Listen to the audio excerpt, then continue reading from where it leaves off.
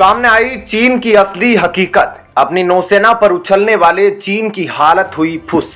एक के बाद एक एयरक्राफ्ट कैरियर बनाने वाले चीन को लगा तगड़ा झटका। भारत ने अपने युद्धपोत को किया बरमूज मिसाइल से लैस। जी हां दोस्तों, दुनिया भर को धमकी देता चीन इस समय खुद एक परेशानी में घिरा हुआ है। दक्षिणी चीन सागर में अपनी नौसेना की दम पर उछलने वाला चीन की हालत खराब हो चुकी है। दक्षिणी चीन सागर में छोटे देशों को और उनके जहाजों को अपनी नौसेना से पीछे धकेलने वाला चीन आज खुद अपनी नौसेना को लेकर परेशान है। जी हां दोस्तों, चीन इस समय फाइटर जेट से लेकर एयरक्राफ्ट कैरियर तक रेडी करने में लगा है, लेकिन इन्हें ऑपरेट कौन करेगा, यह सबसे बड़ा सवाल है। इन दिनों पड़ोसी मुल्क बेहतरीन और प्रशिक्षित फाइटर पायलट्स की कमी से गुजर रहा है। इसी साल जून में चीन की नौसेना ने 2 एयरक्राफ्ट कैरियर को कमीशन किया है। साथ ही एक एयरक्राफ्ट कैरियर लॉन्च होने वाला है। चीनी नौसेना अब उस पायलट ट्रेनिंग प्रोग्राम में तेजी लाना चाहती है जिसके बाद अच्छे पायलट्स तैयार किए जा सकेंगे। इस संकट के बारे में उस समय दुनिया को जानकारी मिली जब ऑर्डिनेंस इंडस्ट्रीज साइंस टेक्नोलॉजी की तरफ से एक आर्टिकल जारी किया गया। यह एक चाइनीज मिलिट्री मैगजीन है। दोस्तों, पीपुल्स लिबरेशन आर्मी नेवी को इस समय अपने उन फाइटर जेट्स के लिए पायलट नहीं मिल रहे हैं जो एयरक्राफ्ट कैरियर के लिए बने हैं। चीन ने J-15 जेट्स को खासतौर पर इन एयरक्राफ्ट कैरियर्स के लिए बनाया है। चाइनीज नेवी ने अब carrier based fighter jet pilot training program में तेजी लाने की तैयारी कर ली है। एक दशक में यह पहला मौका है जब चीन इस समस्या से गुजर रहा है। चीन का सबसे पहला एयरक्राफ्ट कैरियर लिया ओनिंग था, लेकिन एयरक्राफ्ट कैरियर के लिए खास पायलट की कमी ने इसकी प्रगति में रुकावट डाली। वहीं दोस्तों, फुजियान चीन का तीसरा और सबसे एडवांस्ड एयरक्राफ्ट कैरियर है और पिछले हफ्ते ही इसके सी ट्रायल्स शुरू हुए हैं। पीएलए को कम से कम 200 ऐसे पायलट्स की जरूरत है जो 130 ऐसे जेट्स को एयरक्राफ्ट कैरियर से ऑपरेट कर सके। चीन के नेवी विशेषज्ञ ली जेई ने साउथ चाइना मॉर्निंग पोस्ट को इस बात की जानकारी दी है। दोस्तों, चीन का aircraft carrier Fujian advanced electromagnetic catapult से लेस है, बिल्कुल वैसे ही जैसे अमेरिकी नेवी के सुपर कैरियर गेराल्ड और फोर्ड में दिए हैं। बिल्कुल वैसे ही जैसे अमेरिकी नेवी का सुपर कैरियर गेराल्ड और फोर्ड में भी दिए हैं, जबकि चीन के पहले 2 कैरियर्स इसकी जंप डिजाइन के साथ है। ऐसे में नौसेना को नए एयरक्राफ्ट के लॉन्च और रिकवरी सिस्टम में मास्टर होना पड़ेगा। आधिकारिक मीडिया की माने तो चीन की योजना अमेरिका के बराबर ही अपनी नौसेना को ताकतवर बनाने की है। इसके लिए वह ज्यादा से ज्यादा एयरक्राफ्ट कैरियर को लॉन्च करने के लिए तैयार हो चुका है। एयरक्राफ्ट कैरियर पर पायलट की ट्रेनिंग और एयरक्राफ्ट की डिजाइन सबसे चुनौतीपूर्ण काम है। ले के मुताबिक इसमें दुनिया की सबसे जटिल टेक्नोलॉजी शामिल होती है जो कोई किसी के साथ शेयर नहीं करता। रक्षा विशेषज्ञों की माने तो चीन बहुत तेजी से एयरक्राफ्ट कैरियर्स को तैयार करने में लगा है, जबकि उसे J-15 career based fighter jets पर अभी बहुत काम करना है।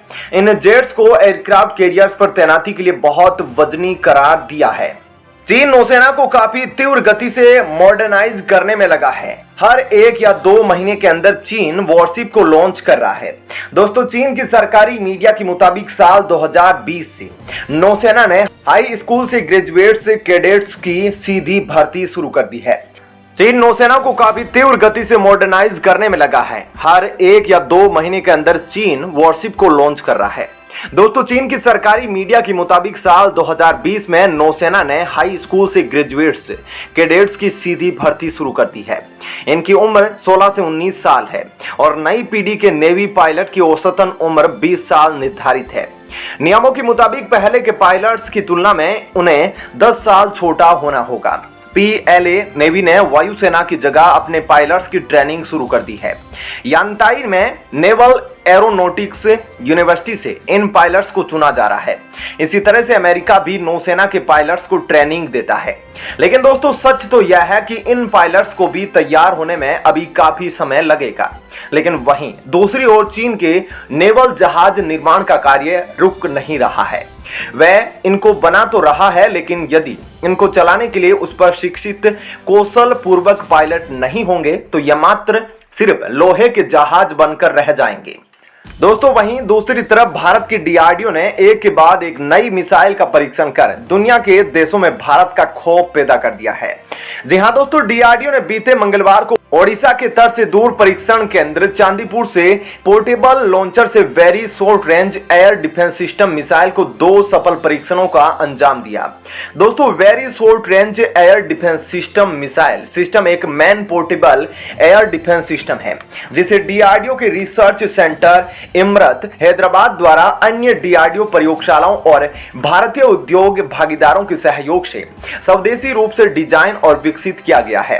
दोस्तों इस very short range air defence missile system में कई नवीन तकनीकों को शामिल किया गया है जिसमें लघु प्रतिक्रिया नियंत्रण प्रणाली और एकीकृत एवियोनिक्स शामिल है जो परीक्षणों के दौरान सफलतापूर्वक संचालित किए गए हैं। दोस्तों इस वेरी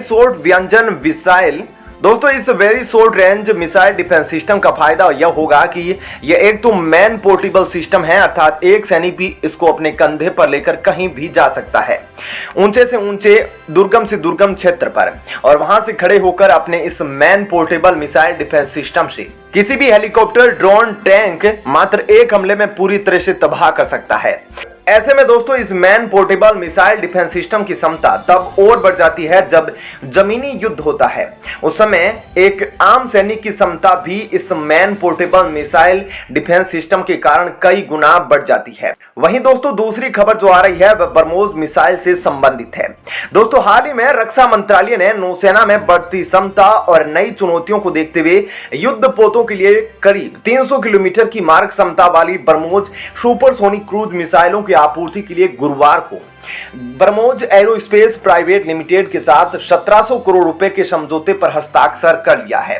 दोस्तों दोहरी भूमिका वाली इन मिसाइलों के आने से नौसेना की परिचालन क्षमता में और बढ़ोतरी होगी। साथ ही इस अनुबंध में हथियार प्रणाली और गोला बारूद के स्वदेशी उत्पादन को और बढ़ावा मिलेगा।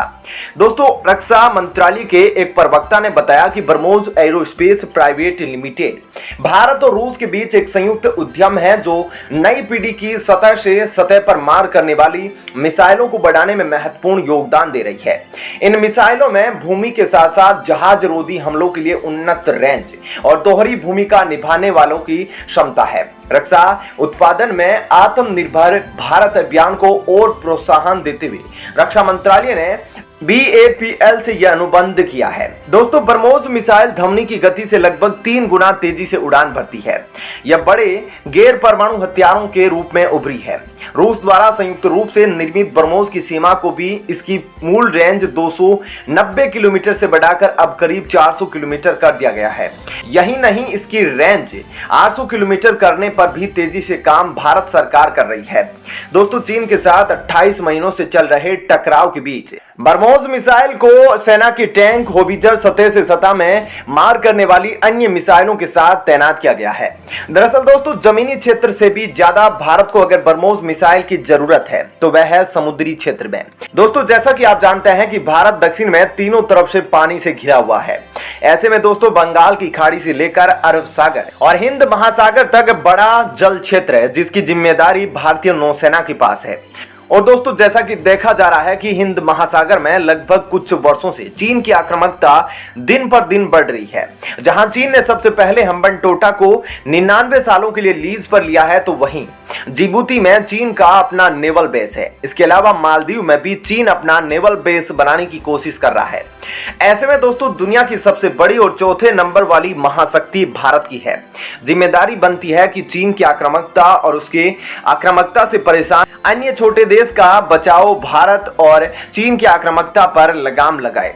अब दोस्तों इसलिए भारतीय नौसेना ने बीते दिसंबर में अंडमान निकोबार द्वीप समूह क्षेत्र में ब्रह्मोस सुपरसोनिक क्रूज मिसाइल के एंटी शिप वर्जन का परीक्षण किया था, जिसके बाद ब्रह्मोस मिसाइल को नेवी को सौंप दिया गया था। और साथ ही अंडमान निकोबार द्वीप समूह में भारत के नेवल बेस में भी चीन के जहाजों का स्वागत करने के लिए कई ब्रह्मोस मिसाइल तैनात है। ऐसे में दोस्तों आपका इस खबर पर क्या कहना है जरूर बताएं। धन्यवाद।